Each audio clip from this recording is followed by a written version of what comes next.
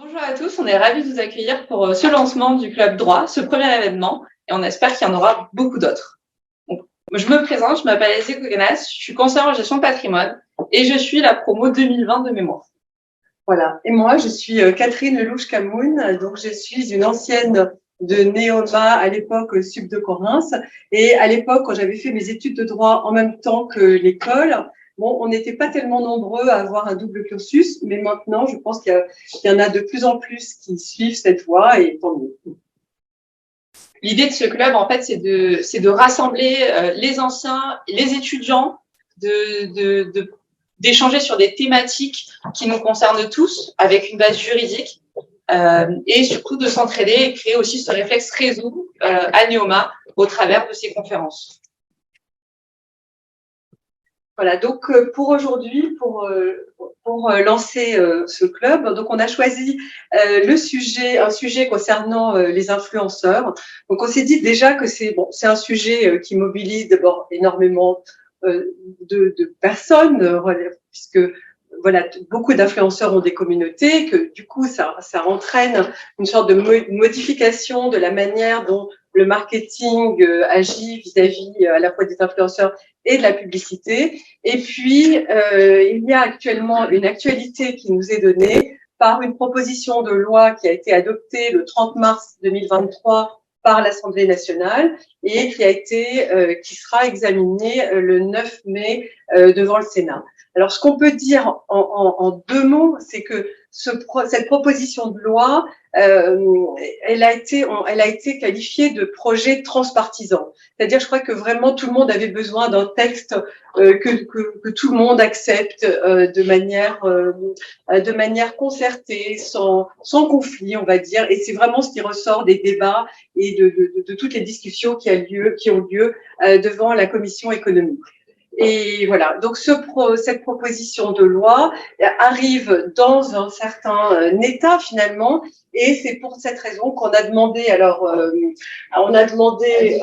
différents intervenants de venir aujourd'hui. Alors,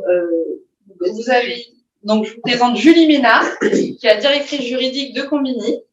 À l'écran, vous avez Louis Caronel, qui est le CEO de l'agence Agently, qui vous présentera tout à l'heure. Et nous attendons, il y a un petit retardataire, et qui est Agnès Granchet, qui est en fait maître de conférence à l'Institut français de presse de l'université Panthéon-Assas. Peut-être commencer par donner la parole à Julie pour qu'elle nous explique quel est l'état comment ça se passe en ce moment déjà, avant l'intervention de cette loi à venir. Donc en fait, nous, je vais vous montrer comment on fonctionne quand une entreprise comme Combini, qui est finalement un intermédiaire entre une marque et un influenceur, ou entre une marque et l'influenceur et son agent. Donc, on va être un intermédiaire, donc on va être considéré comme un professionnel de la publicité dans cette partie-là. Donc de là, en fait, nous, on va aller contractualiser.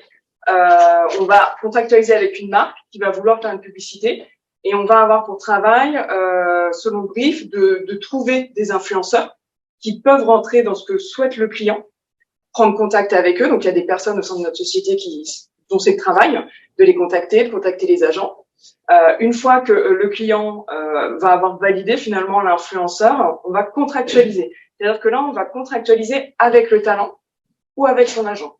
Donc, nous, on a une contractualisation qui se fait si il y a une agence. Dans ces cas-là, on contractualise avec la société, avec l'agence.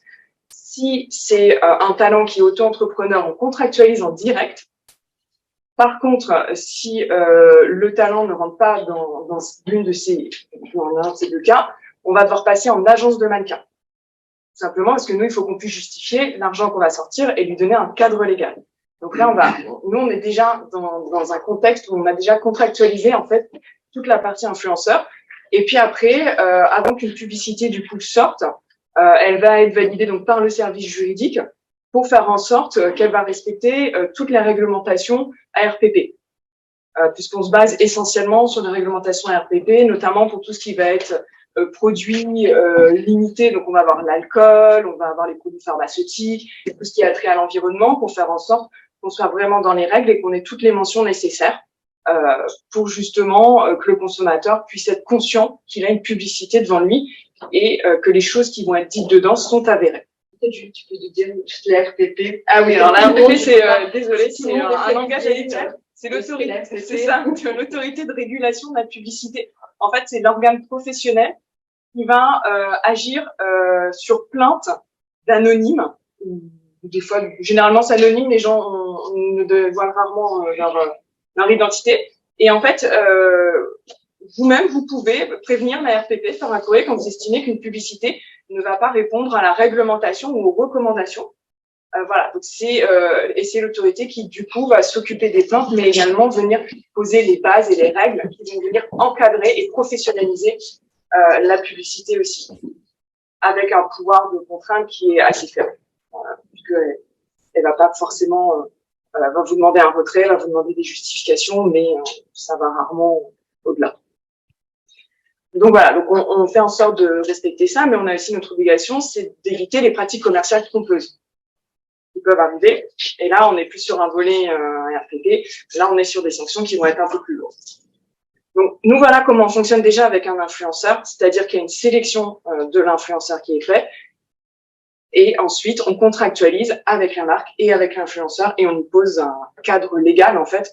Donc, nous, de notre point de vue, quand vous êtes un intermédiaire, un professionnel, vous avez déjà un cadre qui est mis en place.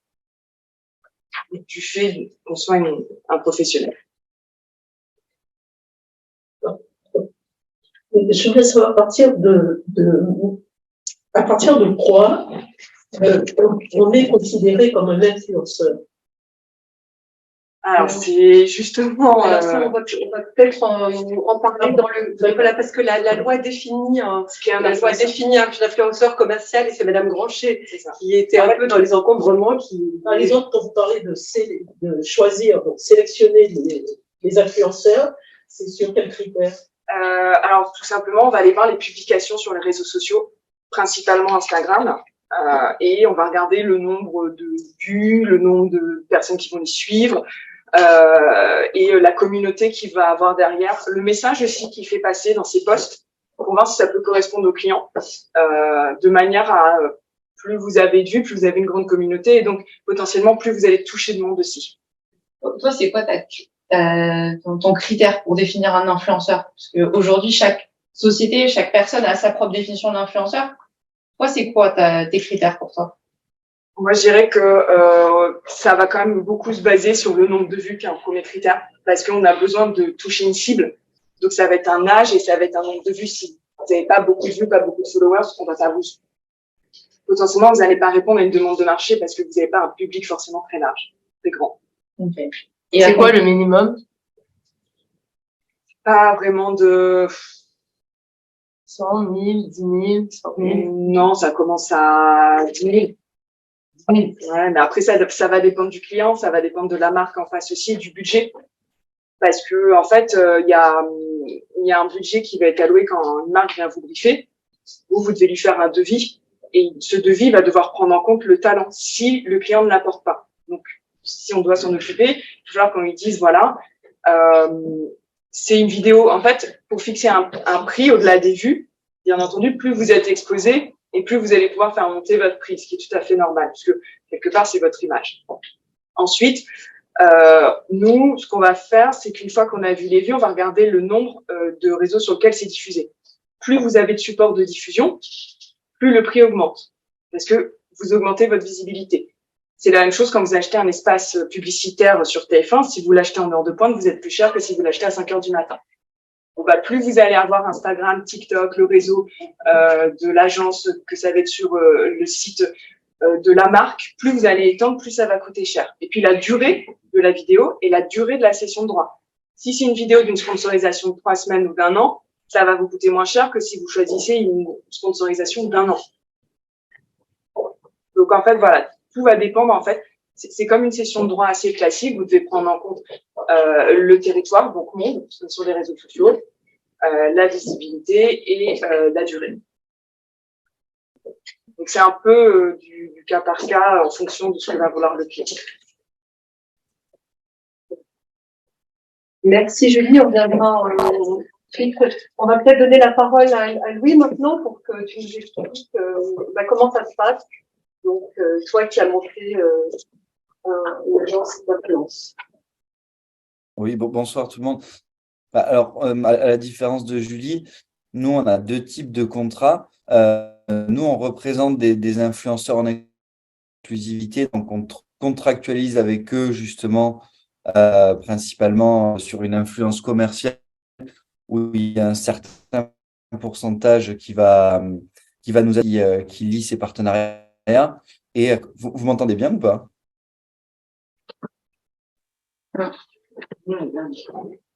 Je- je- vous m'entendez bien? Oui, on t'entend.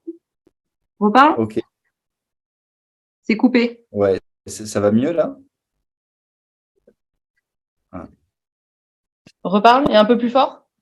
Ouais. Est-ce que vous m'entendez bien là, maintenant? Ah, c'est bien. Ok. Non, je disais, donc nous, on a une partie où on représente des influenceurs en exclusivité, surtout sur de l'influence commerciale, où on va avoir un certain pourcentage qui va nous être reversé selon les contrats. Donc, on a à la fois le contrat du côté influenceur et on a les contrats aussi au niveau des marques avec lesquelles on contractualise sur des influenceurs que l'on représente ou non. Et donc là, comme disait Julie, c'est vrai que ça peut varier en fonction des budgets, des différentes clauses, en fonction des différents réseaux sociaux, en fonction s'il y a de la cession de droits ou pas. Et aujourd'hui, on est aussi là pour éduquer nos clients sur toutes les bonnes pratiques et les bonnes conduites à respecter en social media et en influence, parce que tous n'ont pas les bons réflexes aujourd'hui. Donc, on est aussi là pour leur apporter des modifications dans les contrats et principalement dans les briefs justement pour respecter ce cadre légal. C'est quelque chose qu'on fait depuis 2 ans, nous, maintenant. Mais c'est vrai que voilà, ces propositions de loi accélèrent les choses et c'est bien pour le secteur et consolider le marché de l'influence qui, de l'extérieur, parfois peut paraître un petit peu désordonné et sans forcément de cadre, ce qui n'est pas le cas.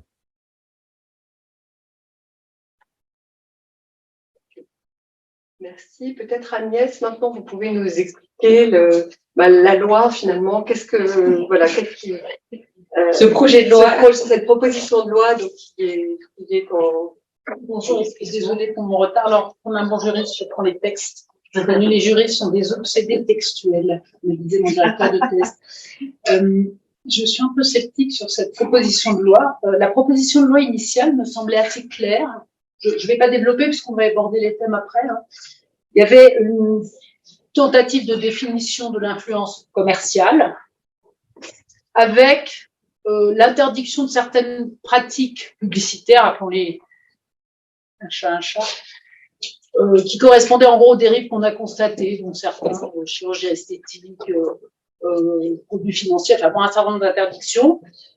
Un statut pour les agents d'influenceurs qui comportait une définition mais qui ne correspond pas du tout à ce qui nous a été dit. Non. Sur la pratique, mais pas du tout. En gros, là dans la loi, c'est soit soit c'est une agence qui met en relation deux personnes, soit c'est un mandataire. Et en plus, on lui enlève toute responsabilité, donc il n'est pas du tout ce que Louis avait fait. Peut-être que c'est parce que c'est un agent. Ou un devoir de coopération des plateformes, on est habitué. Il y a la même chose en matière de lutte contre la haine en ligne, de lutte contre les fausses informations, ça fait des lois. Et puis, quelque chose dont vous n'avez pas parlé, la possibilité d'une demande administrative, enfin, d'une injonction administrative de retrait. Alors, dans la proposition initiale, c'était des contenus mensongers, avec une référence au Code de la consommation qui a supprimé la publicité mensongère depuis belle lurette. Déjà, c'était moyen, bon, le texte. Et puis, l'éducation aux médias. Bon.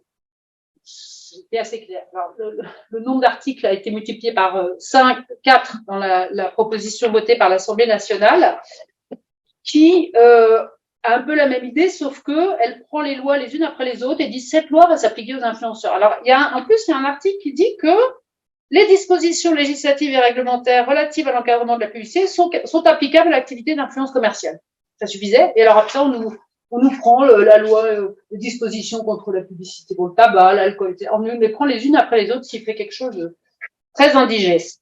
Peut-être, Agnès, vous pouvez commencer par dire quelle est la définition finalement de l'influence commerciale dans la loi. Alors, dans la loi, dans la proposition de loi initiale, c'était, je l'ai noté quelque part, c'était production mon petit graphe, c'est un peu vite. C'était la personne qui produit et diffuse par un moyen de communication électronique des contenus promotionnels, pour faire court, comme on dit publicitaire. Donc, il y avait la trace de la définition de la RPP, qui est que dans la définition de l'autorité de régulation professionnelle de la publicité, un influenceur, c'est un individu qui crée du contenu, et qui est soit éditorial, soit publicitaire. Là, dans la loi, clairement, il y a une volonté d'encadrer l'influence commerciale. Donc, dans la proposition initiale, il produisait, il diffusait, et dans l'état actuel de la proposition, eh bien, il y a 3 critères pour l'influence commerciale. La mobilisation d'une notoriété, la communication publique de contenu promotionnel, enfin, qui font la promotion de biens et services, et un bénéfice économique. Donc, c'est vraiment clairement Une définition économique et commerciale. donc, là, on oublie la partie créative de l'influence. Bon, après, le reste de la proposition de loi, en gros, il y a les mêmes idées. Alors, bon, bien sûr, des cavaliers législatifs, on est content hein, de l'éducation aux médias sur l'image des femmes dans les médias, mais c'est pas le sujet. Le Nutri-Score qui apparaît, oui, il faudrait, l'Agence nationale de la santé publique va faire un rapport sur les questions de l'imposer maintenant. Bah, c'est pas le sujet. Bon, donc voilà. Et alors, il y a, sont arrivés bon, alors la coopération des plateformes, ça a multiplié de. Moi, ce qui m'inquiète, moi je fais du droit des médias et j'enseigne la liberté d'expression, c'est qu'il n'y a aucune garantie à cette faculté de l'administration de demander. L'administration compétente fournit aux opérateurs de plateforme la liste des sites faisant la promotion illicite de produits. Pour les sites à caractère terroriste ou pédopornographique, il y a ce même pouvoir, mais il y a une personnalité qualifiée de l'ARCOM qui vérifie que l'administration je veux pas défendre l'influence, mais enfin, là, c'est donner un pouvoir de censure à l'administration s'il y a des choses qui lui plaisent pas. Bon. Alors, il y a un décret annoncé, peut-être que le décret, il y a toujours un juge qui existe, mais moi, je suis un peu étonnée de ça. Et puis, on va peut-être en reparler, l'état actuel de la proposition de loi renforce les pouvoirs d'injonction de la DGCCRF, qui apparaît là parce qu'on se rend compte qu'en fait, il y a une disposition qui nous dit que il faut renforcer, il y aura un rapport sur les moyens de la DGCCRF, puisque ce que vous disiez, c'est qu'il n'y a pas de moyens de contrôler. Pour l'instant, il n'y a pas énormément il y a eu une condamnation d'un influenceur pour dénigrement. La jurisprudence avait considéré que tous les influenceurs étaient des commerciaux, très critiqué par la doctrine juridique. Il y a eu Nabila qui a été condamnée, mais justement par la DGCCRF, il n'y a pas eu de procès pour pratique commerciale trompeuse. Et puis il y a eu, je crois, une condamnation pour escroquerie. Est-ce que tu penses que cette loi, enfin ce projet, va permettre de réguler davantage? Quel est ton regard par rapport à cette proposition? Très critique. Non, très critique parce que il n'y a pas le juge là. Bon, alors, il existe, mais il y a quand même, moi, donner un pouvoir à l'administration sans prévoir derrière un contrôle. Bon, alors l'Arcom, je l'ai pas dit, mais l'Arcom, il vient, l'Arcom, il fait son apparition puisqu'elle doit promouvoir l'autorégulation par les plateformes. Bon, ça c'est donc voilà, il y a une allusion à cet article 15.1 de la loi de 1986 sur l'audiovisuel. Donc il y a l'Arcom, il y a la DGCCRF. Alors les plateformes, en fait, on met tout dans les mains des plateformes. Et puis moi, de toute façon, je pense qu'en l'état, ça serait censuré par le Conseil constitutionnel. Bon, alors oui, j'ai oublié le dropshipping dans les pratiques. Alors la nouvelle provision a rajouté des obligations d'information. Quand on fait de la publicité, il faut le dire, mais ça existe dans la LCEN, la loi pour la confiance dans l'économie numérique de 2004, depuis 2004, article 20. Bon, il n'y a rien de nouveau. Simplement, il faut qu'ils admettent qu'ils font de la publicité. C'est surtout ça. Bon. Et la RPP, on en parlera un peu de ça. Donc, voilà. Alors oui, l'État met à disposition toute information utile. Très bien. Cette information à caractère pédagogique peut être utilement relayée par les acteurs. Donc là, en fait, l'État se décharge sur des opérateurs privés qui sont très compétents certainement, mais enfin, je veux dire, c'est quand même un rôle de l'État. Donc bon. Et même chose pour les contrôles, quand l'administration enverra une injonction aux plateformes leur disant il y a des contenus illicites chez vous, eh bien il faudra que dans un prompt délai la plateforme retire ces contenus. Alors on imagine qu'il pourra y avoir des un recours, etc., des procédures. Mais je trouve que cette délégation à des opérateurs privés de contrôler des contenus, je préfère que ce soit un juge. Après, c'est impossible. Hein. C'est pas très facile sur Internet. Alors, merci Agnès. Ce qui est sûr, ce qu'on a vu ce qui accompagne les débats qui accompagnent disons cette proposition de loi, c'est qu'il y a à la fois une volonté de réduire les arnaques et les dérives qui ont été constatées dans le milieu de l'influence, tout en ne stigmatisant pas les influenceurs. Parce qu'il y a vraiment une volonté de faire connaître l'influence, parce qu'on se rend compte que c'est maintenant un moyen qui est extrêmement utilisé. Le chiffre, c'est que on dit que 72% des adolescents entre 12 et 18 ans sont sur les réseaux sociaux et utilisent, sont donc la cible des influenceurs, et donc c'est extrêmement important. Alors, est-ce que vous pouvez nous dire un petit peu, Julie et Louis, comment vous voyez qu'est-ce que vous en pensez? Vas-y, je te laisse commencer, je rebondirai. Moi, cette loi, pour mon activité, va pas changer grand-chose. Je suis déjà soumise à la réglementation et à suivre la réglementation RPP. Je passe déjà des contrats avec des marques et des influenceurs. Je suis déjà obligée de mettre toutes les mentions et de faire attention que ce soit pas une pratique commerciale trompeuse. Donc, personnellement, cette loi va pas changer mon quotidien. Elle va pas venir. Mon quotidien est déjà réglementé comme ça. Par contre, elle va peut-être être utile pour ceux qui n'ont pas de cadre habituel, qui n'ont pas l'habitude et à qui on va venir demander de respecter la règle et donc de rendre des non-professionnels beaucoup plus professionnels. Est-ce que du coup, ça va faciliter ton travail de moins cadrer, puisque la loi sera là aussi pour cadrer et aider les professionnels qui font des... Objectivement, ça ne changera rien. Non, je suis d'accord avec Julie. Aujourd'hui, j'en ai quasiment dans la même situation où ça fait un petit moment qu'on respecte déjà tous les codes avec les hashtags partenaires rémunérés pour pas qu'il y ait de publicité mensongère ou trompeuse. Comme je disais, on éduque les marques pour faire ça. Au contraire, ces propositions de loi, pour moi, vont consolider le marché et aider à le structurer, laissant en fait sur place les agences qui souhaitent pas aller dans ce sens, qui sont pas dans cette volonté de bien faire et d'accepter le cadre légal.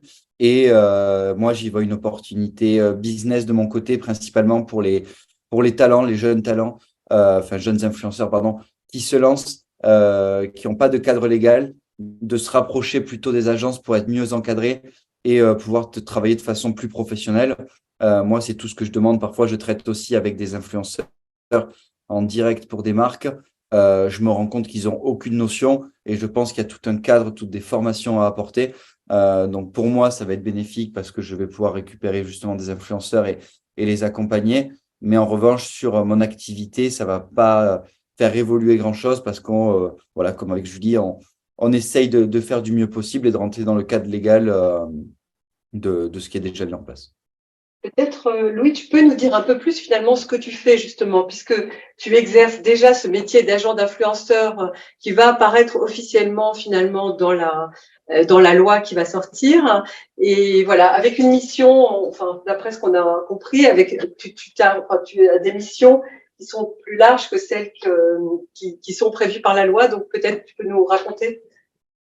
Oui, aujourd'hui, on parle d'agent d'influenceur pour de l'influence commerciale, donc pour générer des contrats. Après, aujourd'hui, le terme d'agent d'influenceur, dans mon cas, il est quasiment 360 parce qu'on va les conseiller sur la partie légale, on va les conseiller aussi quand il y a des revenus qui arrivent de façon assez importante, quand on prend beaucoup d'abonnés sur de la gestion de patrimoine, sur les talents qui vont être aussi plus jeunes, on va les conseiller auprès des parents, on va aussi les former.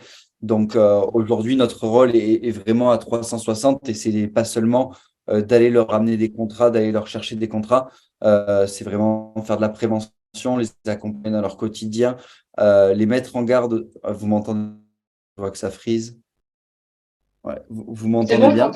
Tu nous disais aussi leur fixer un horaire d'arrivée qui soit suffisamment tôt pour qu'ils soient à l'heure, hein, puisque c'est pas toujours, tu nous disais que c'était pas toujours des gens structurés, très structurés. Ouais, non, voilà, nous, on les forme. Je disais, si on a des influenceurs qui sont jeunes, on éduque aussi les parents aux bonnes pratiques sur les réseaux sociaux, on essaye de les encadrer, limiter les temps d'écran. Aujourd'hui, je vois certains influenceurs se lancer qui ont énormément de potentiel, qui ne rendent pas les contenus à l'heure, qui vont diffuser plus tard. Aujourd'hui, moi, mon rôle, c'est de satisfaire mes clients, de satisfaire les marques et de les consolider au sein de l'agence pour les faire évoluer avec moi. Aujourd'hui, les influenceurs que j'accompagne, j'ai envie qu'ils soient le plus professionnels possible et qu'on soit fiers du secteur dans lequel on évolue parce que pour moi, aujourd'hui, l'influence et les réseaux sociaux, c'est le plus gros outil de communication qu'on ait pu avoir. C'est là où il y a le plus de data. C'est là où quand même les reach en termes de visibilité, ça va être le plus important. Donc, autant que les personnes qui travaillent dans ce secteur soient sérieuses, professionnelles et un bon regard au travers de la société pour perdurer dans le temps. Merci. Je peux lui poser une question. Mais concrètement, dans vos contrats, c'est des contrats de mandat? C'est quoi juridiquement vos contrats avec les influenceurs? Cette partie-là, je la gère pas forcément très bien, donc je préfère pas avancer. Nous, en tout cas, ce qui est sûr, c'est que les contrats, on l'a vu avec notre service juridique. Aujourd'hui, on a des contrats d'1 an d'exclusivité avec une période d'essai de 2 mois.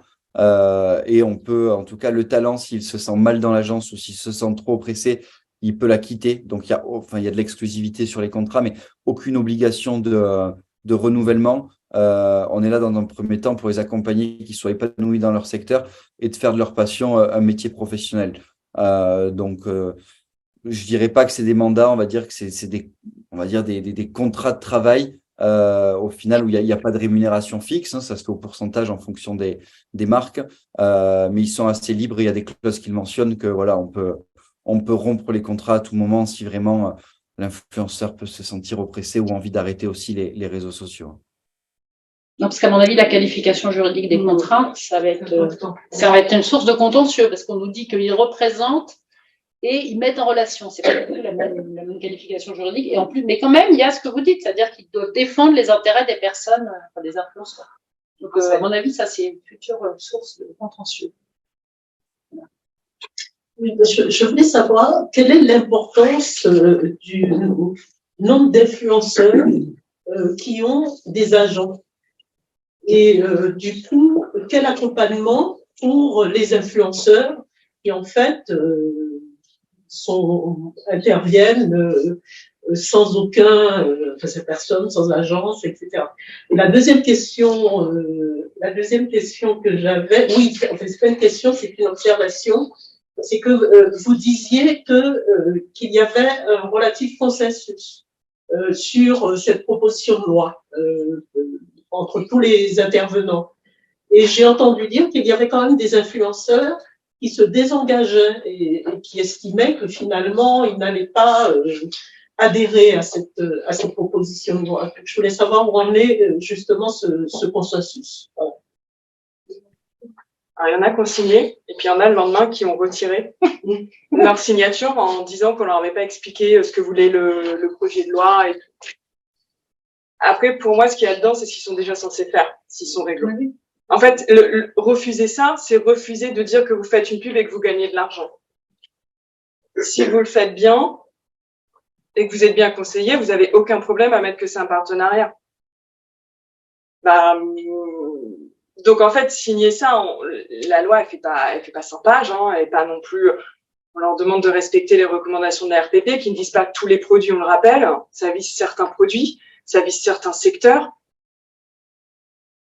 Bon, on vous demande de mettre un partenariat. La RPP, en plus, a défini ou a fixé que certains hashtags ne rentraient pas dedans, d'autres pouvaient être considérés comme valant mention de partenariat. Voilà, je veux dire, c'est pas des choses très compliquées, c'est des choses qui sont censées déjà faire. C'est la question. Pardon. Je suis d'accord avec Julie. Et alors, mon agence fait partie de l'UMIC, donc l'Union des métiers de l'influence et de la création de contenu. C'est vrai que de l'extérieur, on a pu avoir ce qui s'est passé avec Squeezie qui a pris la parole. Lui, tout seul de son côté, a pu être mal perçu. Je pense qu'il aurait dû avoir un communiqué de presse des 50 agences en commun pour rectifier ses dires. Mais en tout cas, les 50 agences qui représentent les talents qui sont dans ces agences, aujourd'hui, à 95%, pour moi, respectent toutes ces mentions de partenariat rémunéré. et il n'y a pas de pratique trompeuse. Aujourd'hui, c'est quand même assez surveillé, pardon, surtout sur ces gros profils, ces gros influenceurs. Donc non, ces 50 agences se sont réunies, en tout cas pour faire avancer les choses et affirmer, montrer ce qui se passe déjà sur le marché, et plutôt pour essayer de sortir ceux qui ne vont pas dans ce sens. Et ces 50 agences couvrent la majeure partie des influenceurs? Oui. Je sais pas, Julie, je te vois. Non, c'est parce que moi, je le vois au quotidien, j'ai de plus en plus d'influenceurs qui ont d'agents. Ouais. Par rapport à quelques années où ils étaient tout seuls, ils se mettaient soit auto-entrepreneurs ou soit en les inscrivant en agence de mannequins, j'en ai de moins en moins. Mais aujourd'hui, pourquoi ça se passe comme ça, je pense? Allez-y. Non, Non, vas-y, Lou. Vas-y. non, je disais aujourd'hui, je pense qu'il y a une grosse problématique pour les influenceurs qui se lançaient, se disaient pourquoi je vais prendre un agent qui va me prendre 20 à 30% sur tous mes contrats. Et ils se disaient, bon, ben, je préfère que ça soit dans ma poche pour absolument s'entendre. Sauf qu'aujourd'hui, il y a ce cadre légal, il y a ce milieu qui se professionnalise, il y a de plus en plus de concurrence. Donc, c'est dans leur intérêt aussi d'avoir des agents et des agences qui les représentent pour pouvoir perdurer dans le temps. Donc, moi, non, je vois la montée des agences en puissance et surtout, voilà, le nombre d'utilisateurs quand même continue de croître sur les plateformes. Donc, l'influence ne va faire que croître, à mon avis. Pour répondre aussi à la question que vous posiez sur les 50, savoir si les 50 agences représentaient la totalité, je crois qu'il y a une autre fédération, et vous en parliez, enfin, je crois Louis et Julie, de la question de la télé-réalité, finalement, voilà, il y a quand même un... Ouais. Voilà, non mais voilà, mais quand on parle de l'influence, je crois que pour le commun des mortels, ce type d'influenceur est aussi considéré comme des influenceurs. Donc, Après, Louis, tu me diras, hein, mais l'influence a commencé avec la télé-réalité, mais elle s'en détache aussi de plus en plus. Complètement. Les influenceurs qui sont, nous, ce qu'on prend, ne sont pas de la télé-réalité, ou alors ont effacé, ont gommé cette image de télé-réalité. Après, Je suis complètement d'accord. La télé-réalité a amené l'influence sur les réseaux sociaux, sauf qu'aujourd'hui, il y a eu tellement de dérives et il y a eu la montée en puissance des créateurs de contenu. Et moi, je mets un gros point là-dessus. Il y a une différence entre influenceur télé-réalité et créateur de contenu. Moi, aujourd'hui, quand j'évoque le terme influenceur, ça parle à tout le monde, mais je parle bien évidemment des créateurs de contenu. Influenceurs de télé-réalité, moi, je ne travaille pas avec eux. Et je ne travaillerai jamais avec eux. Et en tout cas, moi, j'espère que c'est voué à s'essouffler parce que pour le marché, c'est catastrophique. Oui, j'avais deux questions. La première concernera sans doute beaucoup plus Louis. C'est par rapport justement à l'activité d'agent. Et je revenais à ce que vous disiez, madame, avec la description de la loi. Vous indiquiez qu'il devait représenter les intérêts des talents. Ma question est assez claire, mais peut-être un peu confidentielle. C'est, vous êtes rémunéré uniquement par les talents ou y a-t-il une rémunération qui vient également des marques? Et dans ce cas-là, comment vous arrivez à organiser la défense des intérêts des talents? Non, très bonne question. Aujourd'hui, j'ai aucun de mes talents qui me rémunère pour que je les accompagne. On va dire, entre guillemets, c'est à titre gracieux parce qu'on se rémunère du coup, nous, entre 20 et 30% sur les contrats, 20% pour tout vous dire sur la partie demande entrante. Aujourd'hui, on a des adresses email qui sont reliées sur leur compte Instagram ou TikTok et on reçoit la demande, et 30% quand c'est nous qui amenons un projet de l'extérieur. Donc aujourd'hui, non, moi, les talents ne me rémunèrent pas et je n'irai pas sur ce modèle. Mais ce qui veut dire, à supposer l'application de la loi telle que je l'ai comprise, c'est que dans certaines situations, des talents pourraient engager la responsabilité de leur agent a posteriori, considérant que en acceptant telle ou telle marque, vous n'avez pas représenté leurs intérêts. Généralement, moi, je contractualise toujours avec le talent, au-delà du contrat que j'ai avec eux à l'année. Donc, c'est-à-dire que s'ils le signent, c'est qu'on a eu en amont une validation des deux parties, donc de l'agent et de l'influenceur. Ce qui, pour moi, aujourd'hui, prouve l'intérêt de l'influenceur sur la campagne. Et dans tous les cas, nous, on s'engage à faire un filtre en amont sur toute la demande entrante et l'influenceur peut choisir ou non de réaliser chaque campagne après notre. Je pense qu'effectivement, c'est bien pour vous protéger votre responsabilité de effectivement souligner cela avant. J'avais une deuxième question, si je puis me permettre. C'est plus sur la, alors, je suis peut-être novice dans le métier des influenceurs, mais pour moi, il y a une vraie dimension internationale dans le métier, puisque j'ai cru comprendre que de très nombreux influenceurs étaient basés à Dubaï et ailleurs. Et je me demande justement, alors c'est peut-être plus pour vous, madame, cette question, comment est-ce que la loi prévoit une articulation? Comment on va? J'ai oublié de dire, la loi, l'obligation d'avoir un représentant légal établi en France. Ça n'arrivera jamais. Je ne l'ai pas dit, mais je le pense. C'est-à-dire que le critère, c'est à partir du moment où l'influence, où en fait, un public principalement. Vous êtes sur des réseaux sociaux, c'est mondial. Le critère C'est un public français. qui est utilisé pour le droit international privé. Vous faites une vidéo en anglais, vous la traduisez en différentes langues en sous-titrage et vous n'êtes plus un public à destination française, sachant que les réseaux sociaux, vous ne pouvez pas les limiter à la France. Donc, je pense qu'ils vont pouvoir essayer de biaiser dans un premier temps, peut-être comme ça, et voir les réactions. Et d'ailleurs, le projet de loi se réfère au DSA, parce que au moins à l'Europe, à l'échelle de l'Europe, déjà, s'il y avait une harmonisation, ce serait plus efficace. C'est ce qu'ils essaient de faire partout. Moi, j'ai deux questions aussi. RPP, c'est quoi, revenu publicitaire? Non, la RPP, c'est l'autorité de régulation de la publicité. C'est un organe professionnel qui permet aux acteurs de la pub de se réglementer et de mettre des recommandations à suivre quand vous diffusez une publicité. C'est le cas des publicités pour l'alcool. En fait, toutes les mentions que vous voyez dans vos publicités sont des mentions fixées dans les recommandations de la RPP. La taille des mentions, voilà. Alors, quand vous avez une pub télé, il y a l'obligation d'avoir un avis favorable de la RPP pour diffusion. Pour le reste, vous n'avez pas d'obligation, c'est une recommandation. Donc, le mieux est quand même de s'y fier, parce que ça reste une bonne pratique. Mais c'est l'autorité que les publicitaires sont censés suivre. Voilà. Et question, si je suis un influenceur et que j'ai que j'ai pas mal de vues, est-ce que j'ai intérêt à avoir un agent ou prendre simplement un avocat spécialisé qui ne coûtera peut-être pas 30%? Ça peut vous coûter aussi cher un avocat, mais comme je suis pas agent. Non, mais si j'ai des milliers de vues, j'imagine qu'il y a des annonceurs qui vont essayer de me contacter. Donc, est-ce que j'ai vraiment besoin d'un agent? Oui, après, Louis, je pense dira oui.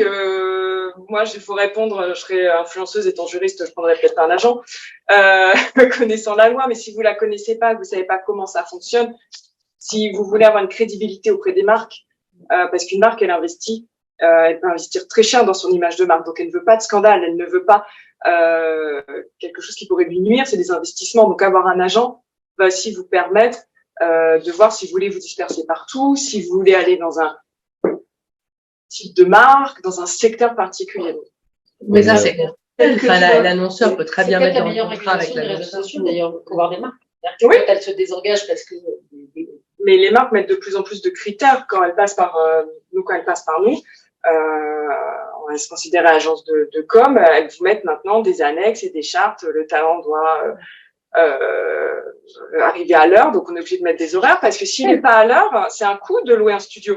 Ben, on s'en rend pas compte, mais moi, je le loue à la matinée, je le loue à la journée. S'il vient pas, il me plante, je dois payer, je dois dire à mon client, ben, désolé, je vous rajoute parce que l'influenceur est pas venu. Donc, moi, je le mets comme obligation dans mon contrat avec le talent, qu'ils viennent. Parce que c'est un coût, en fait. Donc, ça peut être dans son intérêt au talent d'être représenté s'il est novice. Mais quand c'est l'annonceur, finalement, qui fait le contrat, parce que c'est lui qui a l'argent et qui paye. Les annonceurs sont pas forcément, il faut éduquer moi, j'ai des annonceurs qui savent pas forcément toutes les réglementations publicitaires. Ils connaissent pas tous bien. Alors, les alcooliers le connaissent très bien. Ça, c'est pas un souci. Ils sont très au fait, c'est les plus attaqués. Mais la plupart ne savent pas. C'est-à-dire que moi, j'ai des clients qui me disent, c'est pas grave, on tente. Ben non, en fait, on tente pas. Je te rejoins, Julie. C'est vrai que même nous, à notre échelle, on se voit éduquer certains clients qui sont quand même relativement bien implantés. Et pour répondre à la question, aujourd'hui, pour moi, plus un influenceur a d'abonnés, plus il doit avoir un agent parce que lui, le rôle de l'influenceur, c'est pas de gérer des contrats, c'est pas de regarder des clauses, c'est de se concentrer sur sa création de contenu pour divertir ou instruire sa communauté. S'il commence, en plus de sa création de contenu qui prend beaucoup de temps, de gérer ces contrats, pour moi, en fait, c'est une perte de temps, donc une perte d'argent, parce qu'il faut savoir que plus on va publier de contenu sur les plateformes, plus les plateformes vont aussi nous rémunérer. Donc, l'influenceur a plusieurs sources de revenus. Et quand même, aujourd'hui, YouTube reste la principale pour les gros. Et aujourd'hui, s'ils doivent traiter leur contrat, ça veut dire bon, peut-être qu'il y a une vidéo par mois qui sort en moins et que ça représente tant de milliers d'euros. Donc, c'est une équation pour moi qui n'est pas forcément favorable que de ne pas avoir d'agent. Non, puis et puis peut-être que comme souvent, l'agent d'influenceur, il va être complémentaire avec l'avocat. Et parce que par exemple, quand il nous disait, Louis nous disait qu'il était bac plus 10 sur Instagram, peut-être le juriste n'est pas, on n'est pas toujours. Non, mais je veux l'avocat du diable, mais bon. Non, tout à fait. Mais non, mais c'est intéressant. La question est intéressante et voilà, c'est intéressant. Je ne sais pas si tout le monde sait négocier une clause de cession de droit. Justement, c'est les clauses. L'agence, elle a peut-être une négociation commerciale plus ciblée que l'avocat. Je fais que le juridique, mais. Après, il y a le contrat, moi j'ai une question, c'est que le contrat entre l'agence, l'influenceur et la marque, l'agence, elle signe pour l'influenceur, le contrat. Ça dépend. Les agents de comédiens ou de mannequins, hein. En fait, il y a les prestations de mannequins, il y a des agents, et c'est obligé aussi. Ah oui, bah, nous, quand on passe par une agence de mannequins, oui, Voilà. C'est l'agence qui signe pour le mannequin. Pour Le nom du mannequin est au contrat parce que c'est lui, et c'est l'agence qui signe, tout à fait. Là, ma question pour lui, c'est la même chose. Est-ce que dans ces contrats, c'est lui qui signe pour son influenceur, ici avec la marque? Il représente l'influenceur. Ouais, je représente le talent, du coup, je signe avec la marque directement en son nom. Mais les marques, d'ailleurs, elles font beaucoup plus confiance quand il y a des agences. Hein. C'est pareil, elles sont pas très friandes de conclure des contrats avec des influenceurs directement. Hein. Bah, l'avantage d'avoir l'agence, c'est que vous avez un cadre. Mais bien sûr. Un cadre et vous avez structuré. Ouais. Quand vous montez une pub, que ce soit un influenceur ou même un comédien ou autre, en fait, vous avez des briefs.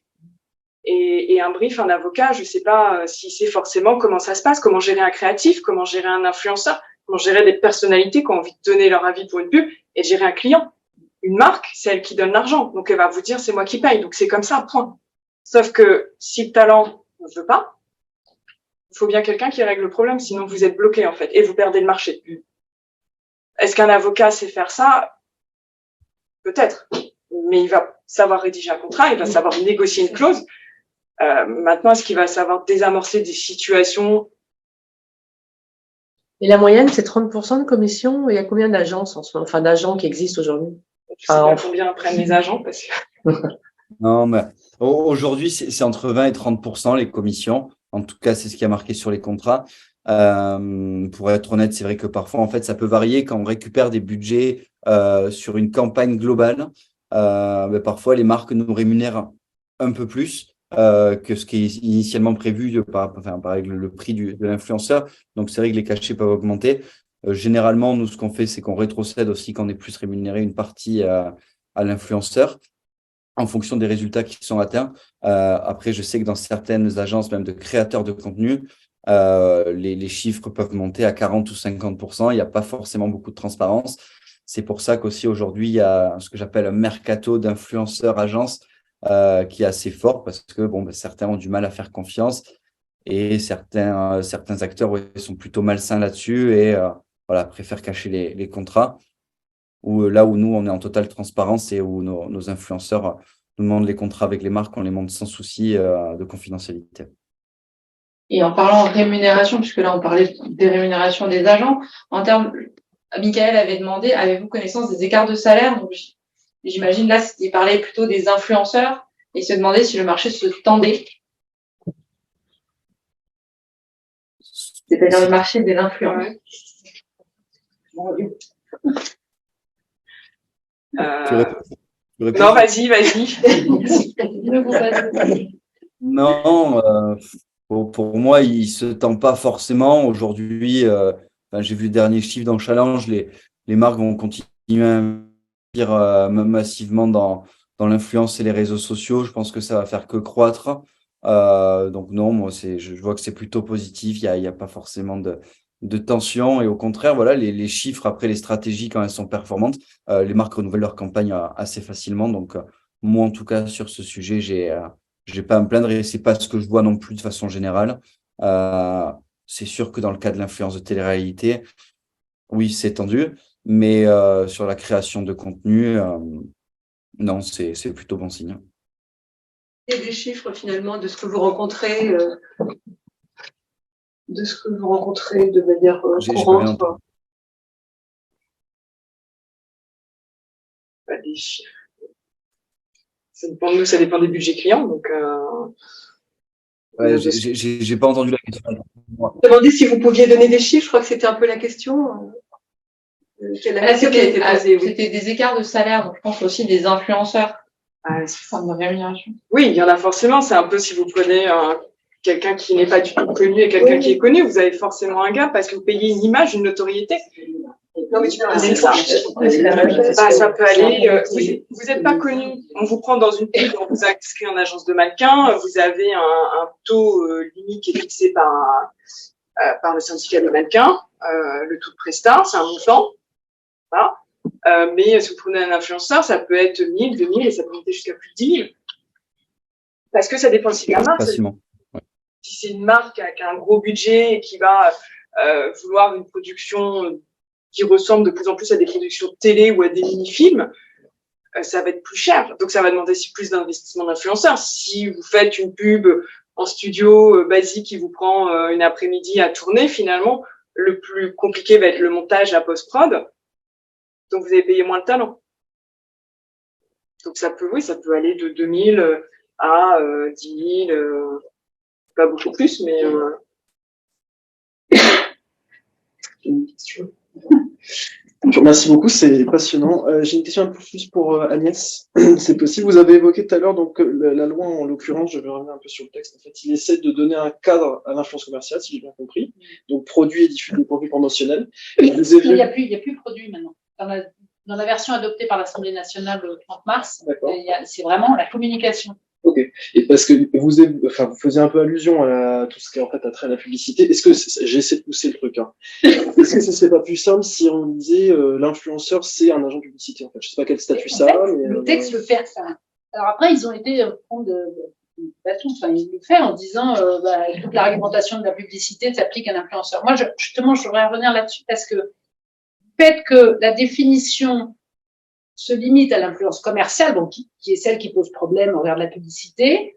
Moi, depuis tout à l'heure, on sent que vous êtes gêné quand vous parlez des talents, parce qu'en fait, un talent, c'est un artiste, donc il est rémunéré en droit d'auteur. Alors, on sait que le contrat des agents d'influenceurs devra parler de la propriété intellectuelle, mais bon, on sent bien que la loi veut réglementer ce qui est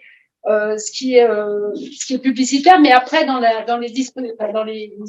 chapitre sur la régulation, c'est plus dans la proposition initiale, c'était les contenus mensongers, c'est-à-dire c'était la publicité mensongère. Et dans ce qui est voté, eh bien maintenant c'est les contenus illicites au regard du droit de la publicité, avec éventuellement d'ailleurs en référence aux instances d'autorégulation, donc la RPP, du droit de la propriété littéraire artistique et de la présente loi. Donc en fait, on se rend compte que la définition ne tient compte que de l'aspect commercial, mais depuis tout à l'heure, vous parlez de talent, vous parlez de créateurs de contenu. Donc, il reste quand même des créateurs de contenu. Donc, ils ont la double casquette, enfin, il me semble. Donc, du coup, voilà, j'ai pas répondu. Si, en quelque sorte. Disons, ça, en fait, c'est à la fois, c'est un essai, mais c'est pas formellement arrêté d'un point de vue. L'idée, en fait, le législateur, il court un peu après les pratiques numériques. Dès qu'il y a une pratique numérique qui pose problème, hop, il essaie de prendre un texte. Donc là, ce qui pose problème, c'est les escroqueries liées à la publicité non déclarée comme telle. Donc on va réglementer l'influence commerciale pour que le consommateur soit protégé. Mais on sait quand même qu'il y a une autre dimension dans l'activité d'influenceur. Donc bon, moi, ce qui me pose problème, c'est que d'abord, c'est demi-défunt. Pour moi, c'est pas toute l'activité d'influenceur. Alors, Louis disait l'autre jour que en fait, 90% ils font plus publicitaire. Mais bon, et surtout, c'est une définition qui ne résout pas la question du statut. Est-ce que l'influenceur il va être salarié? Après tout, il peut être salarié. Est-ce qu'il va être artiste-interprète? Est-ce qu'il va être auteur? Est-ce qu'il va être mannequin? Voilà, commerçant comme l'a décidé. En fait, comme il y a une diversité des activités d'influenceurs, en fait, pour moi, c'est pas très, voilà. C'est un peu La définition, c'est un peu de dire, bon, il faut lutter contre les dérives publicitaires pas transparentes des influenceurs. Donc, on va dire qu'un influenceur, c'est celui qui fait de la publicité. Et en réalité, à mon avis, jusqu'au moment où on va se rendre compte qu'il faut. Je vais peut-être ajouter, enfin, dans le sens de votre question, peut-être si vous pouvez parler, Agnès, des produits qui ont été interdits, en fait. Parce que justement, dans la poursuite de cette question, il y a un certain nombre de secteurs qui sont interdits par la proposition de loi à l'influence commerciale. En fait, voilà. Quand je dis que le législateur court après, il réglemente, il est toujours en retard d'une pratique, ils vont inventer autre chose. En fait, les produits qui sont visés, c'est les produits qui ont posé problème. Donc, les produits et services financiers, les actes, procédés, techniques et méthodes à visée esthétique. Donc, on se refait les lèvres, on se refait, voilà. Enfin, tout ce qui a posé problème ou qui est dénoncé même dans les médias.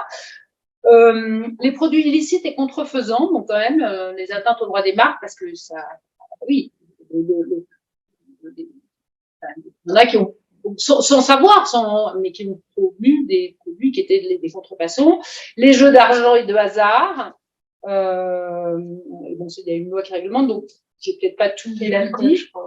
Alors, bah oui, l'alcool, alors l'alcool, il est ailleurs, mais l'alcool, oui, c'est le code de la santé publique, donc ça c'est dans les pratiques interdites, ce que j'ai dit. Alors après, on nous dit que la loi et le règlement s'appliquent à l'influence commerciale. Et alors, on nous cite pourquoi les dispositions du Code de la santé publique sur l'alcool, le tabac, le vapotage, les médicaments, mais pas les autres.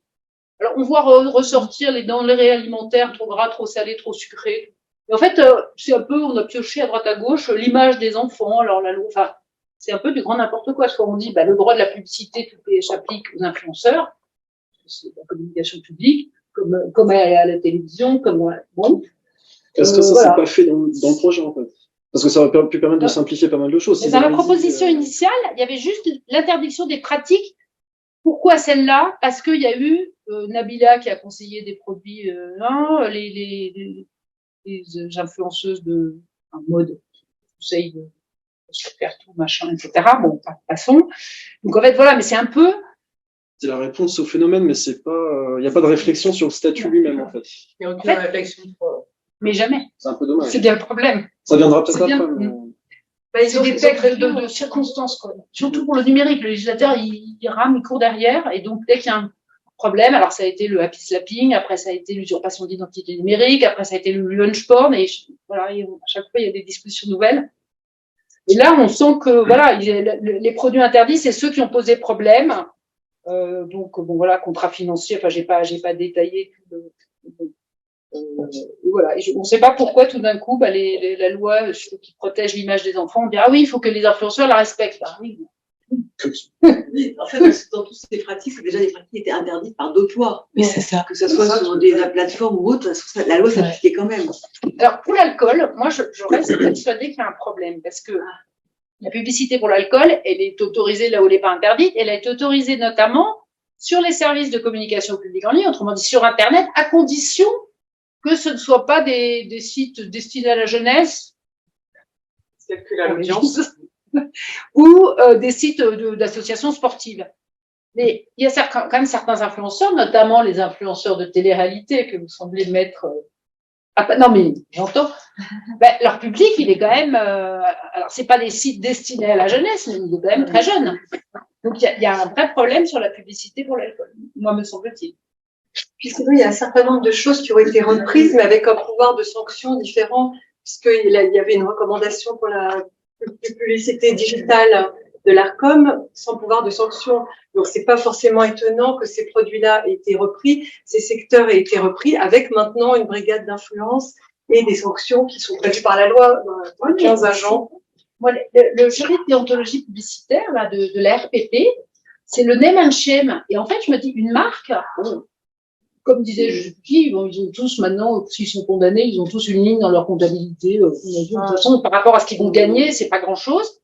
En revanche, être désigné à la vindicte publique en disant oui, cette publicité est contraire à la déontologie publicitaire, c'est moyen. C'est sur le site du jury. Ah bon. Alors juste pour dire, Louis va pas tarder à nous quitter, donc je vous invite effectivement à poser les questions majoritairement d'abord à Louis. Donc, Malheureusement, ma question ne s'en est pas pour Louis, donc je vais peut-être laisser si quelqu'un a une question pour Louis. Alors, peut-être à Louis, moi,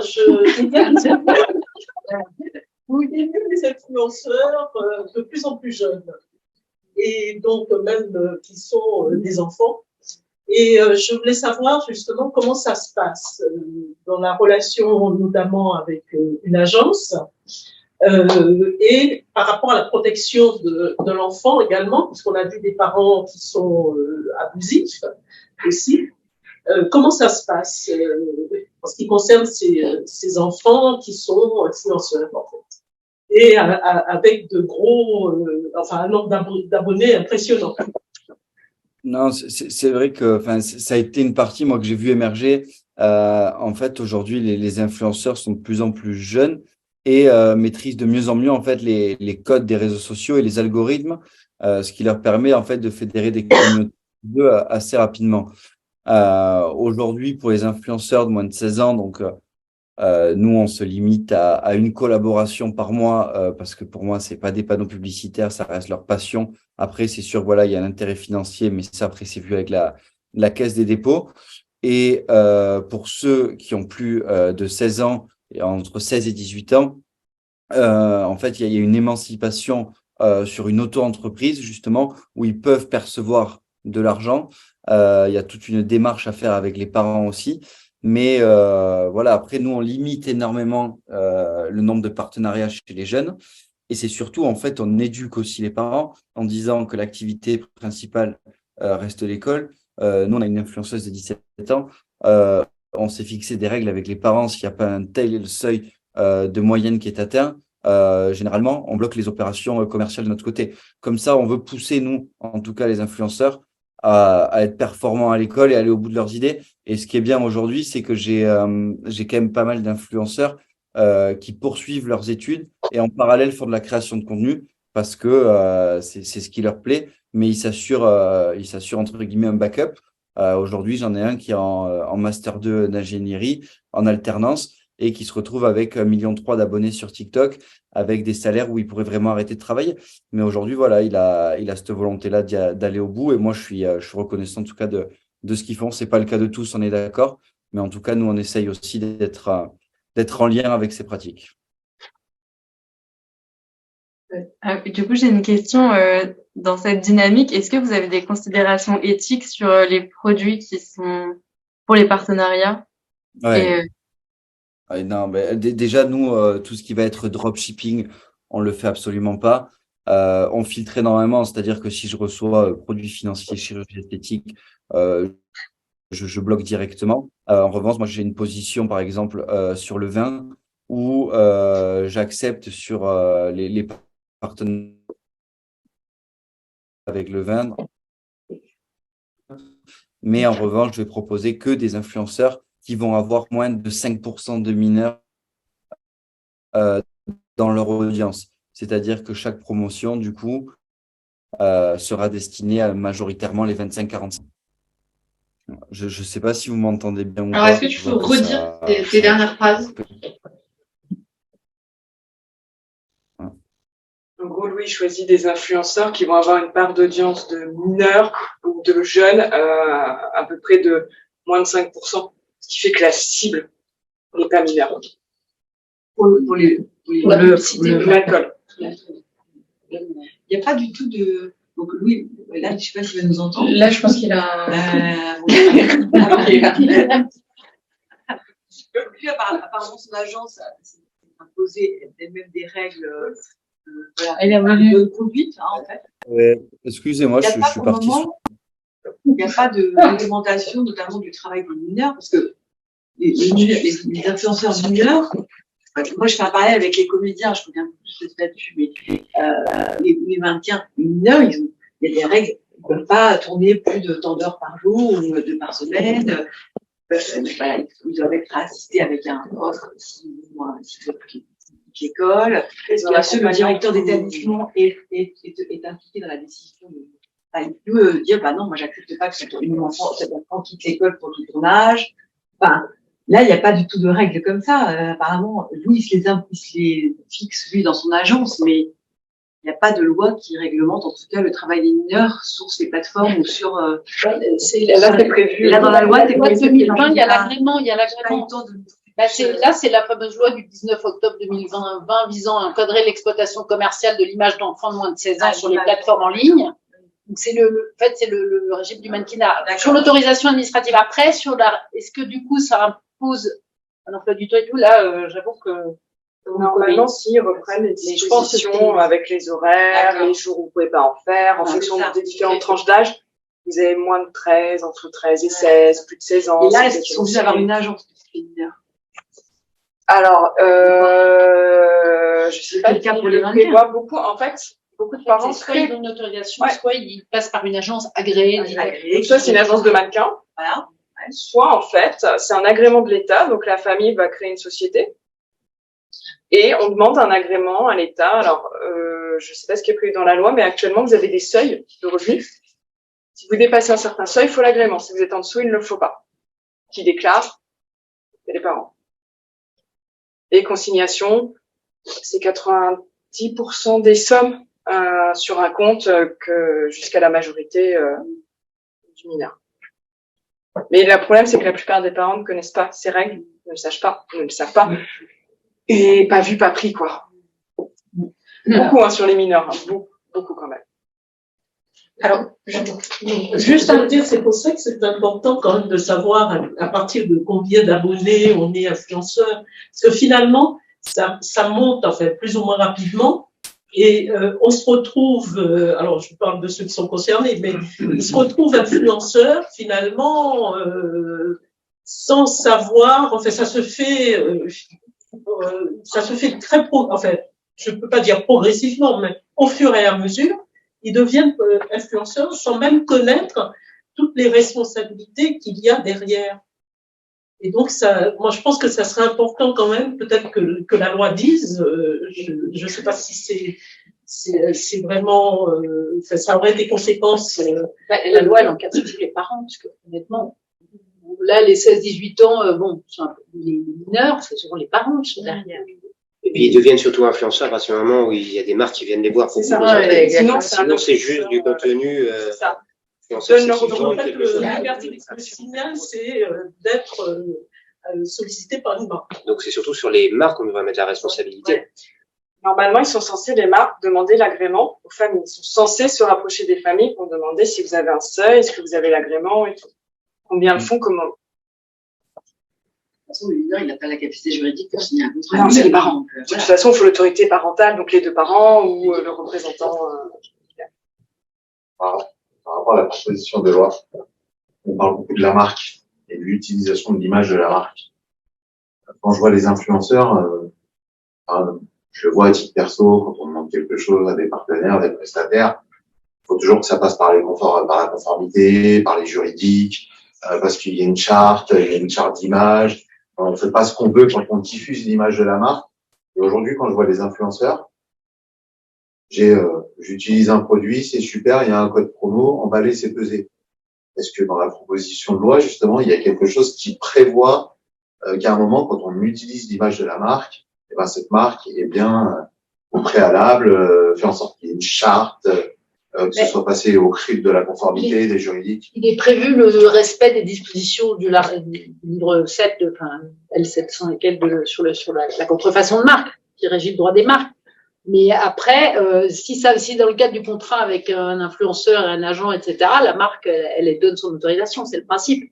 Et en fait, la marque, le droit des marques, en fait, protège l'utilisation de la marque dans la vie des affaires. Alors, toute la question est de savoir si l'influenceur, si c'est quelqu'un qui dit, oh, génial, j'utilise la crème machin, elle est super. C'est pas dans la vie des affaires. Au départ, c'est pas dans la vie des affaires. C'est un individu qui dit aux gens qui regardent, bon. Après, il devient, dès lors qu'il devient influenceur commercial, le droit des marques protège contre l'utilisation par des concurrents. Là, je vois pas une marque qui irait faire un procès en contrefaçon pour un influenceur, quoi. C'est de la publicité gratuite. Ah oui. Sauf à ce que la publicité, sans son accord, lui, bah, c'est justement pour ça qu'il y a de la conformité des juridiques. C'est ça. Parce qu'à un moment, elle, la marque, elle a un objectif qui est une mission bien déterminée. Enfin, là, j'ai l'impression qu'il n'y a rien derrière tout ça.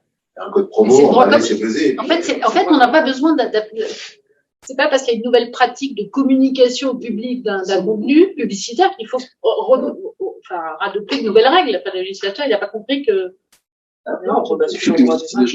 D'ailleurs, dans le prolongement de ce que vous disiez, la question que je voulais poser tout à l'heure, c'est, et là je prends ma casquette d'avocat pénaliste, c'est l'infraction pratique commerciale trompeuse, qui est l'infraction de base, justement, sur les modes de publicité. Si on dans le futur, je m'interroge sur, notamment, j'ai cru comprendre qu'il y avait certains influenceurs qui s'étaient lancés sur les produits financiers, le forex, les investissements crypto-monnaies, etc. Donc derrière, il y a à la fois des escroqueries et en tout cas, dans la manière dont le message était diffusé, à mon sens, on peut s'interroger sur la qualification de pratique commerciale trompeuse. Mais la question que je voulais poser, c'est à votre avis, qui va porter la responsabilité pénale dans ce sens-là, dans ce cas-là? L'influenceur? Ou la marque derrière. Alors, quand la marque est clairement une escroquerie, bon, c'est un peu réglé. Mais parfois, il peut y avoir, même sur une marque qui fait un produit tout à fait légal, selon la manière dont l'information va être présentée, ça peut tout de même constituer une pratique commerciale trompeuse. Mettre la responsabilité. Enfin, il y a une responsabilité de l'annonceur et de l'influenceur commune, mais par contre, il est dit que l'influenceur, il doit, s'il sait que c'est du dropshipping, il doit en informer son audience. L'auditoire, les gens qui le regardent. Donc, moi, ça m'interroge, cette responsabilité. L'agent d'influenceur, il est... Justement, ce sera l'occasion de redonner la parole à Louis qui va devoir nous quitter et qui pourra aussi nous donner son avis sur le métier d'influenceur, l'avenir de ce métier et de l'influence et également potentiellement des préconisations. Ouais, désolé, hein, je dois y aller, je suis en séminaire, mais non, sur le futur de l'influence, sur le métier d'influenceur, moi voilà, je trouve ça bien déjà que dans un premier temps, l'UMIC fasse avancer les choses. Moi, je pense que voilà, on est quand même au tout début d'une nouvelle économie qui va être importante pour tous les secteurs d'activité. Aujourd'hui, enfin au départ, c'était vraiment de la mode, de la beauté. Aujourd'hui, c'est quand même en train de s'ouvrir à tous les secteurs. Donc voilà, je pense que c'est un gros levier de communication qu'il faut exploiter pour toutes les marques et qui peut être enrichissant en termes de notoriété et en termes de chiffre d'affaires généré. Donc voilà, moi je pense juste qu'il faut aujourd'hui structurer les influenceurs pour pouvoir pérenniser le secteur et travailler de façon la plus paisible possible et voilà, rendre fier au final l'influence et ce que ça peut apporter. Donc voilà, moi je pense que ça a encore beaucoup d'avenir. Et, en tout cas, j'espère pas me tromper parce que sinon ça va être compliqué pour ma boîte. Mais non, je pense que voilà, il y a de beaux jours à venir en tout cas, et je suis content de pouvoir faire partie de ce mouvement, essayer au moins d'encadrer les choses et d'être force de proposition parce que c'est vrai que l'État quand même est assez dépassé par la situation. Et il manque littéralement de moyens. Merci beaucoup, Louis. Et en tout cas, si vous avez des questions, n'hésitez pas à m'écrire moi sur LinkedIn, je vous réponds avec plaisir. Merci. Merci beaucoup. Merci beaucoup. Merci, Corinne. À bientôt. Pour répondre aux deux dernières questions, en fait, la disposition sur le dropshipping est prévue que les influenceurs s'assurent de la disponibilité des produits et de leur licéité, notamment du fait qu'il ne s'agit pas de produits contrefaisants. Voilà. Mais après, on va se vendre justement, associer une marque à un produit qui serait contrefait. Mais enfin, c'est l'influenceur. C'est dans l'air du temps de responsabiliser les créateurs de contenu. On a parlé de publicité, publicité mensongère, on l'appellera comme on veut, je suis pas que c'est pas forcément les termes appropriés. Pour autant, est-ce que cette proposition de loi, fondamentalement, ce n'est que ça? Ou peut-être qu'on est en train de chasser des super profits de manière un peu injustifiée. Des fois, ça chiffre très fort. Hein. Au milieu non, moi, il me semble que ça relève de leur public de protection. C'est pour, en même temps, c'est presque une loi plus politique que juridique d'ailleurs. C'est vraiment pour montrer qu'ils réagissent, mais de ce que vous avez dit et vu, il y a rien de nouveau. C'est déjà dans le code de la consommation, le code de la propriété intellectuelle, la théorie du mandat, enfin tout est déjà là. Je fais ça un professionnel. Voilà, mais c'est bon. ça fait peut-être du bien en ce moment d'avoir un projet de loi qui fait consensus. Et deux, protéger les faibles, c'est bien vu aussi, le pauvre consommateur qui se fait avoir en temps. Je ne vais pas donner les exemples qu'on a dit. Mais on se dit, on peut pas non plus, un législateur peut pas. Alors il a prévu l'éducation aux médias qui est honnêtement pas. Enfin, je crois pas qu'elle soit tellement faite dans les collèges et les lycées. Mais bon, alors on rajoute des tas de trucs dans l'éducation aux médias. Bon, on peut pas. Non mais, enfin, il y a des gens, ils pourraient acheter n'importe quoi. Donc après, voilà. Voilà. Donc, vous pouvez vendre votre bain. Hein. Ça a marché. Je n'osais pas le dire. C'était celui-là, on est d'accord. On est d'accord. Voilà, il y a une jeune personne. Oui, mais... Ah oui, moi je m'étais restée à l'eau du vin, c'était déjà pas mal. Et comment on peut prouver que c'est bien l'eau du vin? Après, ça pose probablement la question de la territorialité donc, que vous avez évoquée tout à l'heure et de l'effectivité, c'est-à-dire par rapport au régime actuel. La territorialité, on arrivera à la régler parce que si c'est diffusé sur un public français, mais l'effectivité d'une éventuelle décision, alors là. Voilà, donc il y a une brigade d'influence avec 15 agents de la DGCCRF qui a été prévue. Le nombre de contenus en ligne par jour. Après, on se rend compte que la répression judiciaire, même l'intervention de la DGCCRF, c'est une goutte d'eau dans l'océan, quoi. C'est pour ça que je pense que la responsabilisation passera par les marques. En fait, si on veut que ça change, il faut faire peur aux marques. Leur dire, bah, ça, en fait, vous allez payer tant et pas leur dire, la RPP est pas d'accord. Vous êtes en pratique trompeuse. Et donc, vous avez une sanction financière. En rapport au chiffre d'affaires. Exactement. Et là, quand vous leur dites, chiffre d'affaires, c'est quel pourcentage du chiffre d'affaires, la marque vous dit, non, bah, finalement, coupez les secondes, bah, qui sont pas bonnes. Non, y a pas, non, c'est pas pour 50% du prix de la campagne, non, certains produits. Non, c'était pour l'alcool. Ah, mais même l'alcool, combien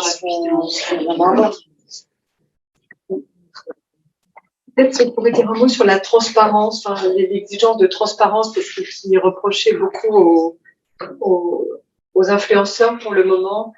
Qu'est-ce que vous en pensez, vous, l'une et l'autre? À l'obligation d'être en partenariat rémunéré, oui, là encore, qui va aller contrôler que c'est bien une pub, qui a bien un produit, qui a bien et que c'est bien mis. Alors vous avez des plateformes qui potentiellement certaines vous font sauter les vidéos en fonction si elles se rendent compte avec les algorithmes en fait qu'il y a beaucoup trop de mots de marque qui reviennent, c'est le nom de la même marque. L'algorithme va le détecter, va faire sauter la vidéo. De même pour les contenus, alors c'est pas les contenus pornographiques, mais tout ce qui va avoir trait plutôt au sexe, en fait. Vous avez des mots que moi j'interdis aux créateurs de dire parce que je sais que sinon ça va faire sauter sur la plateforme, tout simplement.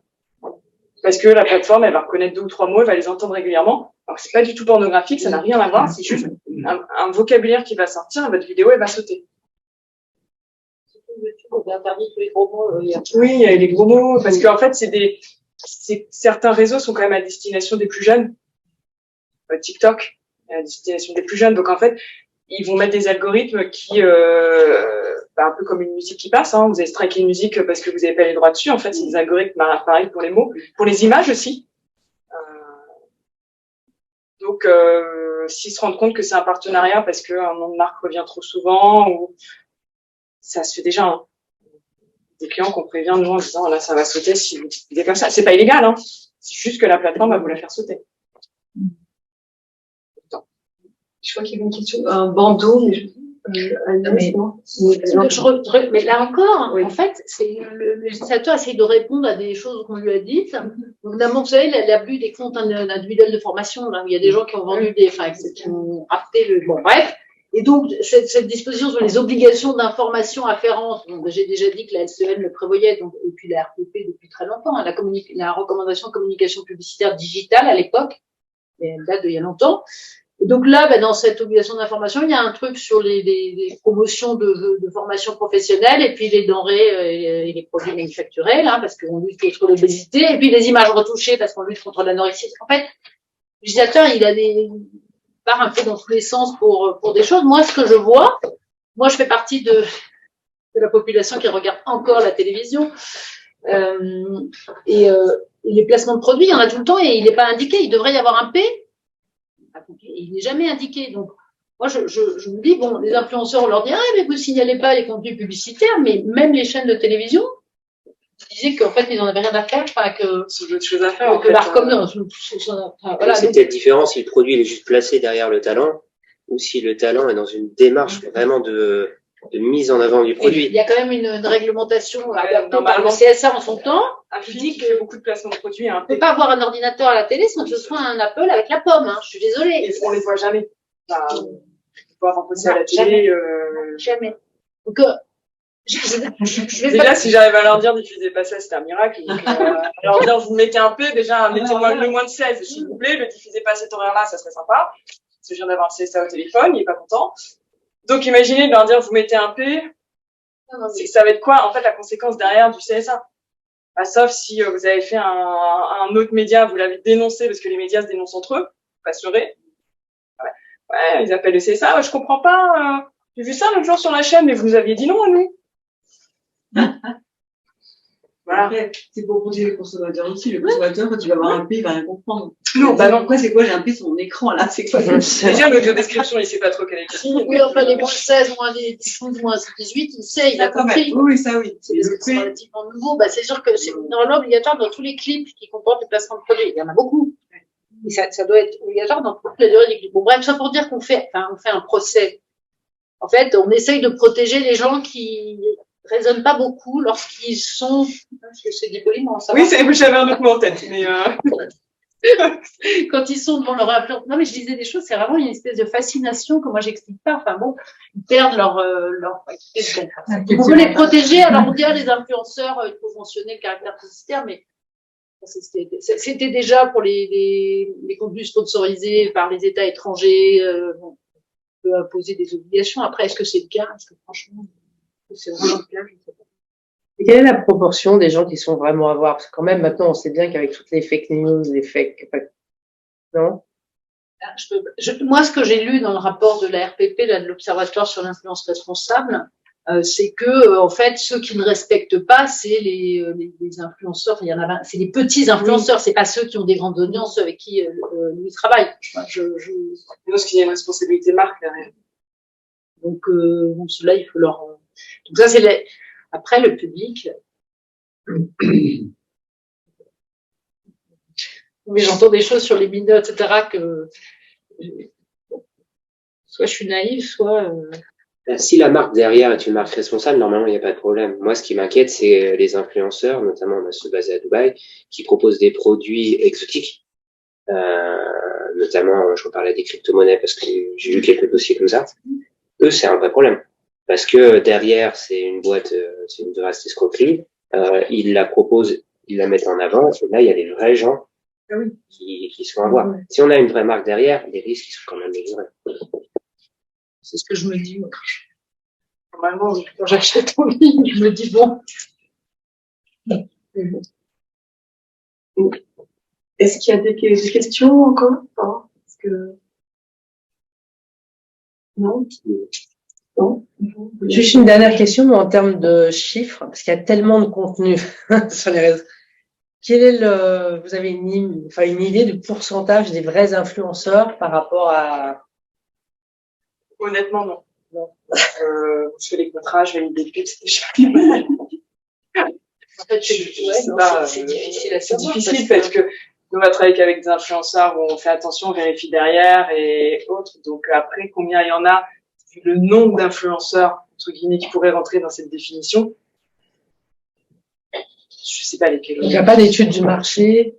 En tout cas, je l'ai pas vu. Il n'y a pas d'organisme qui gère ça, comme les contrats, par exemple, qui sont passés. Est-ce qu'ils doivent être enregistrés quelque part ou pas Bah, moi, sur mon serveur, quoi. Mon serveur de base et si jamais j'ai un contentieux, aller retrouver ce que j'ai signé. Mais j'ai pas d'obligation de le déclarer, j'ai pas d'obligation de le... Peut-être ça, il faudra peut-être un organisme qui gère. C'est une profession réglementaire. Ouais, c'est ça. D'ailleurs, c'est assez amusant parce que, est-ce que c'est une profession? C'est quand même une problématique. Non, mais dans les peines complémentaires, vous savez, l'interdiction d'exercice, il y a marqué de l'activité commerciale, professionnelle ou sociale, à l'occasion de laquelle on a commis le délit. Vous voyez ce que je veux dire? C'est le, ce que j'ai vu. C'est quoi une activité sociale? C'est-à-dire que là, on leur interdit, ça veut dire que là, pour le coup, on leur interdit même de c'est la liberté d'expression. En fait, après, vous allez distinguer ceux qui vont intervenir maintenant parce que les médias se développent, donc il y a un côté éditorial, et ceux qu'on va venir pour demander leur opinion sur un sujet, mais qui peut être le même, qui demain va vous faire une vidéo pour vous vendre un produit. Non, mais attention, la liberté d'expression, là, Non, mais ça ne favorise pas, c'est pour les pratiques commerciales mais interdites. c'est pour ça qu'en fait, à un moment donné, ça a été aussi scindé en définition économique pour aussi leur laisser une liberté de parole qui est quand même un petit peu l'essentiel d'un réseau social aussi, c'est de pouvoir échanger. Après, ce que cette loi elle prend en compte aussi, quand un influenceur fait une pub, faut pas oublier que derrière, vous avez des distracteurs. Des gens qui vont venir vous remettre des commentaires haineux. Ouais, bah. Et la question se pose à un mineur. Parce que la plupart des gens se disent, ouais, c'est bon, je veux bien le vivre, je vais vendre une pub, je sais pas, moi, pour un truc de sport, pour un produit de beauté. La violence des commentaires derrière, s'il n'y a pas de modérateur, ça peut être très violent. Et si vous laissez un mineur avoir accès à ça, c'est une violence psychologique pour eux. Ah, c'est déjà le cas, hein. Il y a C'est le déjà cas. des suicides. Donc imaginez quand vous faites en plus de la pub, comment ça se passe aussi dans le regard à l'école. Alors, c'est pour ça que c'est dingue qu'il n'y ait pas un organisme qui régule tout ça. Et... Mais c'est pas possible. Ouais, non, Ça va mais trop bien. bien. C'est pour ça qu'on impose une modération sur les sites, de manière à pouvoir, si ça dévie, retirer la pub. Mais bon, elle est déjà faite. Si la personne est fragile, c'est déjà fait. Et ça, la loi, elle prévoit rien pour cette protection, en fait. Il y en a beaucoup plus qu'on le croit. Il y a une autre proposition de loi pour lutter contre la haine en ligne, etc. Ouais. Il y a plusieurs propositions sur les mineurs qui sont pour limiter leur exposition aux écrans. Bon, merci. Ouais, on limite, mais quand Non, mais en vous fait, allez comme on ça, peut pas avec des réglementer. plaintes, Enfin, non, mais je veux dire, après, on peut pas réglementer l'éducation que les parents donnent à leurs enfants ou ne donnent pas à leurs enfants. Enfin, il y a un moment. Voilà. Donc, Est-ce que vous avez d'autres questions? Sur cette belle conclusion. moi, j'en ai pas. Alors, avant, juste une dernière, mais finalement, on peut pas réguler, d'autant plus que c'est Instagram ou Facebook, enfin les réseaux sociaux qui s'en occupent. L'État peut pas vraiment intervenir dans cette régulation pour enlever les contenus, je veux dire. C'est pas. Si les hébergeurs ont des obligations ça, par rapport au les- contenu qu'ils hébergent. En fait, on va attaquer la responsabilité d'hébergeur et on revient dans J'ai jamais mis classique, en cause, c'est je déjà. vais être honnête, parce que la notification n'est pas compte. Après, si vous maîtrisez vous-même vos réseaux sociaux, c'est-à-dire votre compte sur lequel vous diffusez, moi, je vais aller dire si j'ai une pub qui passe pas et qui pose un problème, que ce soit à cause de la RPP ou autre, je vais leur dire, ça là, on la dégage. Je veux plus la voir, en fait, parce que là, elle me crée des problèmes. Donc après, c'est votre responsabilité aussi, de dire, je bloque un compte, je renlève ma vidéo de mon compte, en fin de compte. On n'est pas, si elle a été repartagée, enlever le partage. Mais... Je vais passer pour la défendresse des plateformes, mais non, mais la loi leur donne pas d'obligation générale de surveillance. D'ailleurs, dans la proposition de là, on dit que si jamais l'autorité administrative dit attention, il y a des contenus illicites, eh bien, il faudra que la plateforme contrôle il faudra que les opérateurs de plateforme ils ont l'obligation à ce moment-là de traiter en priorité les signalements dans où est-ce que c'est. Voilà, ils mettent en place il faudra qu'ils contrôlent le contenu, etc.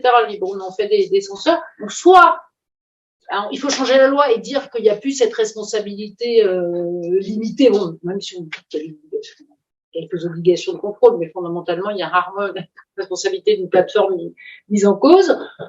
Soit il faut modifier la directive commerce électronique, soit il faut que l'État. Voilà, on peut pas demander aux plateformes parce que s'ils régulent trop, on va leur dire vous enlevez l'origine du monde de Gustave Courbet parce que c'est de la nudité. Ouais, c'est l'intelligence artificielle qui fait le boulot. Donc on peut pas d'un côté leur dire attention vous censurez et de l'autre côté leur dire vous faites rien. Donc c'est aussi la responsabilité des professionnels. Et je pense que l'autorégulation, effectivement, mais bon, pour les discours de haine, allez demander les auteurs de ces propos. Ça arrive, des fois, il y a des plaintes qui aboutissent. Mais les professionnels de la publicité, ils ont bien compris qu'ils avaient intérêt à s'autoréguler.